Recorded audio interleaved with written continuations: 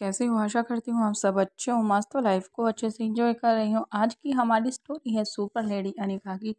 अगर आपको वीडियो पसंद आ रही है तो प्लीज़ ज़्यादा से ज़्यादा शेयर करें, लाइक करें, कमेंट कर कर ज़रूर बताएं। अगर आपने हमारे चैनल को सब्सक्राइब नहीं किया तो प्लीज़ सब्सक्राइब कर कर ज़रूर जाना।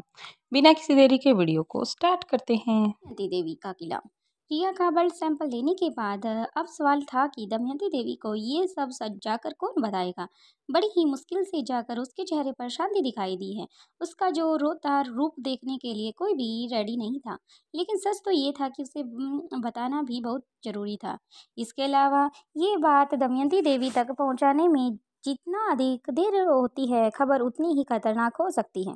अंत में एक दूसरी सिपाही का हौसला एक दूसरे को बढ़ाती हुई पूरी टीम एक साथ दमयंती देवी के पास पहुंच जाती है और हाथ बांधकर सिर झुकाकर खड़ी हो जाती है। उनकी प्रतिक्रिया देखकर दमयंती देवी को कुछ ठीक नहीं लगता। अपने सिंहासन पर बैठी हुई दमयंती देवी उठ खड़ी होती है और उनकी ओर एक टक देखते हुए हाथ से उन्हें बोलने का इशारा करती है। एक पल की खामोशी के बाद उनमें से एक सिपाही कहती है, माँ साहब, ये हमारी समझ से पार है। हमने आज से पहले ऐसा कभी नहीं कुछ नहीं देखा और नहीं कभी ऐसा सुना। हमने उसका ब्लड लिया और उसकी जांच की है। लेकिन दमयंती देवी गरज कर कहती है, लेकिन क्या? वह औरत सिपाही सहमते हुए कहती है, लेकिन हम कुछ भी समझने में असमर्थ है। इस तरह का खून ना हमने कभी देखा है और न ही इसके बारे में हम ज़्यादा डीपली नॉलेज रखते हैं। अब दमयंती देवी कहती है, जितना समझ आ रहा है फिलहाल उतना समझ लो, अधिक की जरूरत तुम्हें नहीं है। तुम सब मुझे सिर्फ इस बात का जवाब दो कि उसे जिंदा रख सकते हो या नहीं। अब उनमें से एक औरत सिपाही कहती है, माँ साहब, अभी तक उसे होश नहीं आया है, लेकिन हम चेक कर रहे हैं कि कोई चिंता वाली बात तो नहीं है। हम जानना चाहते थे कि उसके ब्लड में साइनोफाइट की मात्रा ज़्यादा थी। इतना कहने के बाद वह भी चुप हो जाती है। अब दमयंती देवी चिल्लाते हुए कहती है, जितना पूछ रही हूँ उतना जवाब दो ना। तुम लोग उसे होश में लेकर कब आओगे? उसे जिंदा रख से सकते हो या नहीं? उनमें से एक दूसरी ओर सिपाही कांपते हुए कहती है, जवाब देती है, माँ साहब, पूरी कोशिश की जा रही है। हम अपनी जान लगाकर उसे बचाने रखने की कोशिश कर रहे हैं। हमें नहीं लगता कि जितनी देर वह हाइड्रोजन साइफेक्ट के कंटेंट में रहती है उतनी देर में किसी की जान जा सकती है। शायद वह बेहोश है और कुछ ही समय से उसे होश आ जाएगा। अब दमयंती देवी भड़क कर गरजते हुए कहती है, अगर उससे कुछ हुआ तो तुम में से एक भी जिंदा नहीं बचेगी। तुम सभी पर इतनी दौलत मैंने भर भर कर लगाई है कि तुम्हें एक अच्छा साइंटिस्ट बनाने के लिए, लेकिन मुझे लग रहा है कि मेरी सारी दौलत बर्बाद हो रही है। तुम सब मिलकर इतनी छोटी सी समस्या का भी समाधान नहीं कर पा रही हो। हाथ से जाने का इशारा करते हुए कहती है, जाओ और जाकर अपना काम करो। रात के 2 बजे दिल्ली की सड़क पर बिना किसी को कानो कान खबर हुए योगराज अपने वफादार गजेंद्र पाल के साथ पार्टी हाउस के पीछे के रास्ते से निकलने की कोशिश कर रहा था। ठीक उसी वक्त अनिका वहां पहुंच जाती है। जब वह उन दोनों को चारों तरफ से बाहर निकलते हुए देखती है तो उसे यह समझने में जरा भी देर नहीं लगती कि वे यहाँ से भागने की प्लानिंग कर रहे हैं। उन दोनों को ठिकाने लगाने का यह बिल्कुल सही वक्त था, लेकिन अनिका जल्दबाजी से काम नहीं करना चाहती थी। रात की घटना वह अभी तक भूली नहीं थी। वह जानती थी कि अगर किसी भी तरह की कोई भी लापरवाही हुई तो शायद उन दोनों के साथ साथ अनिका के हाथों बलि भी बकरा बनना पड़ेगा। यह बात तीनों लोगों के समझ में आ चुकी थी और दोनों तीनों को ही खतरा था।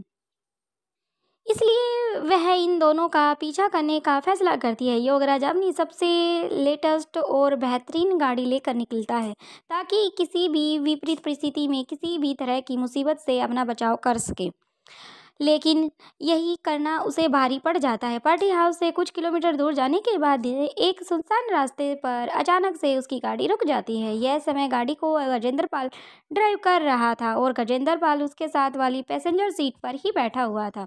गजेंद्र पाल कई बार कोशिश करता है लेकिन गाड़ी स्टार्ट ही नहीं होती।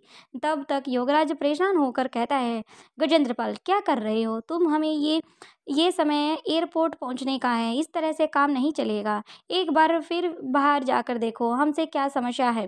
अगर कुछ समझ आता है तो ठीक है, नहीं तो इस गाड़ी को यहीं छोड़ देते हैं और कैब बुलाकर उसमें चलते हैं। हम पार्टी हाउस से काफ़ी दूर आ चुके हैं। इतना कहने के बाद वह एक मास्क अपने चेहरे पर लगा लेता है ताकि उसे देखने के बाद कोई भी पहचान ना सके वह कौन है। हालांकि इतनी रात में उसे देखने वाला वहाँ कोई भी नहीं था। फिर भी योगराज किसी भी तरह की मुसीबत मोल उठाना नहीं चाहता था। अब गजेंद्र पाल अब कहता है, भैया जी अभी देखता हूँ। ऐसा कहकर वह बाहर जाने के लिए तैयार हो जाता है। जैसे ही गाड़ी के दरवाजे को खोलने की कोशिश करता है तो वह ऑटोमेटिक लॉक हो जाती है और उसके बाद कई बार कोशिश करने के बाद भी खुलती नहीं है। वह काफ़ी घबरा जाता है। योगराज से कहता है, भैया जी लगता है कि जितना हम सोच रहे हैं ये गाड़ी उससे भी बड़ी समस्या हमारे सामने आ चुकी है। हम बाहर निकल नहीं पाएंगे, तभी इसके चेक कर पाएंगे, लेकिन उसके लिए तो दरवाज़ा खुल ही नहीं रहा है, तो क्या करें। योगराज ये सब अपनी आंखों से देखकर कह रहा था और अंदर ही अंदर चिंतित हो रहा था, लेकिन उसे अब डर सताने लग गया था। वह जलते हुए कहता है, तुम मुझे क्या बता रहे हो? ये सब तो मैं भी देख ही रहा हूँ। अब करना क्या है ये बताओ। गजेंद्र पाल कुछ नहीं कहता, सिर्फ चुपचाप योगराज की तरफ देखता रहता है। अब योगराज समझ जाता है कि वह क्या कहना चाहता है। किसी को बुलाने के अलावा हमारे पास कोई भी चारा नहीं है। अब योगराज कहता है, हम यहाँ से बिना किसी को खबर किए ही भाग रहे हैं। हम कहीं पार्टी फंक्शन में नहीं जा रहे हैं जो सबको बताएंगे। कुछ तो सोचो समझो। कुछ जवाब देने के बाद अब ये दोनों ऐसी बात कर रहे थे कि कभी दोनों अपनी बातों में लगे हुए थे, तभी गाड़ी अचानक से स्टार्ट हो जाती है और बेहताशा इधर से उधर दौड़ने लगती है। अब गजेंद्र पाल घबरा कर गाड़ी का स्टीयरिंग संभालता है, लेकिन किसी भी तरह की गाड़ी पर काबू पाने में नाकाम रहता है। गाड़ी की रफ्तार बहुत ज़्यादा थी और गजेंद्र पाल लगभग चिल्लाने लग जाता है और थोड़ी देर बाद ही योगराज की भी कुछ ऐसी ही हालत हो जाती है। वे दोनों अब गाड़ी के अंदर मदद के लिए चिल्ला रहे थे, लेकिन इस सुनसान सड़क पर उन्हें देखने और सुनने वाला कोई नहीं था। दरअसल अनिका ने ही उसकी गाड़ी की सिस्टम को हैक कर लिया था और इस गाड़ी का पूरा कंट्रोल अनिका अपने हाथों में ले लिया था। तभी उनकी गाड़ी सड़क पर अचानक से वापस पीछे की तरफ घूम जाती है और उसी ओर दौड़ने लगती है जिस ओर से वो लोग आए थे। कुछ दूर जाने के बाद ही उन्हें सड़क के बीचों बीच कोई खड़ा दिखाई देता है, जिसके हाथ में एक टैबलेट के आकार जैसी कोई डिवाइस था। क्योंकि उन दोनों की गाड़ी पर से पूरी तरह से कंट्रोल खो चुका था, इसलिए वे दोनों बस गाड़ी के अंदर बैठकर चिल्लाने का ही काम कर रहे थे, सामने से हट जाओ। लेकिन ये व्यक्ति इतनी तेज गाड़ी के आते हुए देखकर भी सामने से नहीं हट रहा। योगराज और गजेंद्र पाल दोनों ही अपनी आंखों पर हाथ रख लेते हैं। अपने ये उन्हें यकीन हो जाता कि अब ये व्यक्ति मर जाएगा, लेकिन वह गाड़ी उस व्यक्ति के एकदम पास आकर रुक जाती है। दोनों अंदर बैठे बैठे लंबी गहरी सांस लेते हैं और उसके बाद जब ध्यान से सामने की तरफ देखते हैं तो उन्हें एक पुतला लंबा दुबला शरीर से कपड़ों से ढका हुआ दिखाई देता है, जिसका सिर और चेहरा दोनों ही ढके हुए थे। उनकी सिर्फ आंखें दिखाई दे रही थी। योगराज का ये आंखें बहुत ही खूबसूरत लगती हैं। वह साथ में ही जानी पहचानी भी थी। इस समय उसकी जान हलक में अटकी हुई थी, इसके बावजूद भी उसका दिमाग पूरी तरह से काम कर रहा था। उसे अनिका को पहचानने में वक्त नहीं लगता। अब वह घबराते हुए गिड़गिड़ाते हुए गजेंद्र पाल से कहता है, मौत हमारे सामने है और सामने हमारी मौत खड़ी है। जिसे जितनी दूर भाग रहे हैं उसके उतने ही करीब आ रहे हैं। कुछ करो गजेंद्र। ये कहते हुए अब योगराज चुप हो जाता है। हमारे सामने बड़ी अब गजेंद्र घबरा कर योगराज की तरफ देखते हुए कहता है, दोनों के पसीने छूट रहे थे और गाड़ी का ऐसी भी उनसे पसीने का सूखने का समर्थन ही नहीं था, क्योंकि वहां पर काफ़ी परेशानी उन दोनों को वो उठा रहे थे, क्योंकि ये गर्मी के पसीने की बल्कि मौत के डर के पसीने की बदबू थी। ठीक इसी वक्त गाड़ी अपनी जगह पर तेज रफ्तार से गोल गोल घूमने लग जाती है, जैसे ये कोई खिलौना है और एक बच्चा खिलौने के लिए उसके साथ इस तरह से बर्ताव कर रहा है। अब वह दोनों अपना बैलेंस बनाने के लिए दरवाजे के हैंडल को अपनी सीट को पकड़कर आराम से बैठ जाते हैं। तभी गाड़ी रुक जाती है और फिर तेज रफ्तार के साथ एक बार फिर सड़क पर दौड़ने लग जाती है। इस बार गाड़ी की दौड़ते हुए उस सुनसान सड़क को छोड़कर हाईवे पर आ जाती है। तभी ये दोनों देखते हैं कि उनके ठीक आगे ट्रक है और लोहे के सरिये रखे हुए हैं, जो एक बार फिर और आगे की तरफ निकल जाते हैं। पहले उन्हें लगता है कि ट्रक धीमी गति से चल रहा है और फिर उन्हें एहसास होता है कि ट्रक अपनी जगह पर रुका हुआ है। उसी के पास खड़ी हुई आदमी उनके हाथ के इशारे से अपनी गाड़ी को दूसरे ट्रक पर लेने के लिए इशारा कर रहा था। लेकिन वह बेचारा क्या जानता था कि ये गाड़ी उन दोनों के कंट्रोल में ही नहीं है। उस आदमी के पास कुछ और भी आदमी खड़े हुए थे।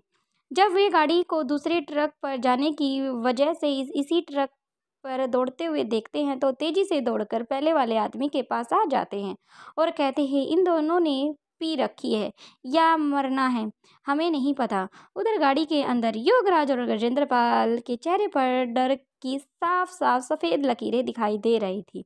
ठीक एक पल के बाद वे गाड़ी तेज आवाज के साथ ट्रक के इस तरह से घुस जाती है कि रखे हुए सरिये उन दोनों के सिर के साथ साथ सीने को भी भेद देते हैं। वे आवाज एक ऐसा डर पैदा करने वाली थी जिससे कि कोई बम ब्लास्ट हुआ है। गाड़ी के शीशे चूर चूर होकर सड़क पर फैल चुके थे। गाड़ी अगला हिस्सा पूरी तरह से खत्म हो चुका था। यह दुर्घटना इतनी भयंकर थी कि देखने वाले समझ गए थे कि गाड़ी के अंदर कोई भी जीवित नहीं बचेगा और जो लोग उस गाड़ी को दूसरे ट्रक पर जाने के लिए इशारा कर रहे थे वे दौड़ते हुए गाड़ी के पास पहुंच जाते हैं। और ये मंजर इतना भयानक था कि वहां से गुजरने वाले काफी सारे वाहन अपनी अपनी गाड़ियों को साइड लगाकर उतर जाते हैं और लोग उन दोनों की गाड़ी से बाहर निकलकर अस्पताल ले जाना चाहते थे। लेकिन जब वे उस गाड़ी की नज़दीक पहुंचते हैं तो देखते हुए उन्हें बाहर निकालना संभव नहीं था। जिस तरह से लोहे के सरिये उनके शरीर में घुसे थे और गाड़ी पूरी तरह से पिचक चुकी थी, उन दोनों को किसी तरह से बाहर निकालना संभव नहीं था। गजेंद्र पाल की मौत उसी पल हो चुकी थी, लेकिन योगराज की सांसें अभी चल ही रही थी। लोगों ने अपनी तरह से पूरी जानने की कोशिश की उन दोनों की हालत कैसी है। तभी एक व्यक्ति चिल्लाते हुए कहता है, इनमें से एक अभी जिंदा है, इसे किसी तरह से बाहर निकालो। अब तक उन लोगों में से किसी ने पुलिस को फ़ोन कर दिया था तो किसी ने एम्बुलेंस को। वे लोग बहुत कोशिश करते हैं कि योगराज को बाहर निकाल ले जाएं, लेकिन कुछ ही देर बाद उसके प्राण भी छूट जाते हैं। वह एक पल एक शब्द बोलता है, ना किसी तरफ देखता है, बस मरते हुए वह यही सोच रहा था कि बुलेट प्रूफ गाड़ी होने के बाद भी शीशे कैसे टूट जाए। ये सोच सोच कर वो अपनी अंतिम सांसें गिन रहा था। इसका लाइफ सीक्रेट अंडरग्राउंड मारवा हाउस। अनिका अपने काम को अंजाम देकर वापस लौट चुकी थी। वह लगभग 3:30 बजे का समय था जब वह अपने बेडरूम में पहुंच जाती है। तब वह रोहित वहां मौजूद नहीं था। पहले उसे थोड़ी हैरानी होती है, फिर उसे याद आता है कि जरूर रोहित सीक्रेट अंडरग्राउंड में ही होगा। बिना किसी देरी के वे चेंज करने के बाद रोहित के पास पहुंच जाती है। बाकी का नेक्स्ट एपिसोड में देखते हैं। वीडियो पसंद आई है तो please like share subscribe comment कर ज़रूर बताना। और प्लीज़ मेरा आप सभी से क्वेश्चन है कि जब बुलेट प्रूफ गाड़ी थी तो उसके मिरर कैसे टूट सकते हैं। प्लीज़ कमेंट करके इसका आंसर देने की कोशिश करना। जल्द मिलते हैं नई वीडियो के साथ। कोई गलती हो तो छोटी बहन या बड़ी बहन समझ के माफ़ कर देना। Thank you.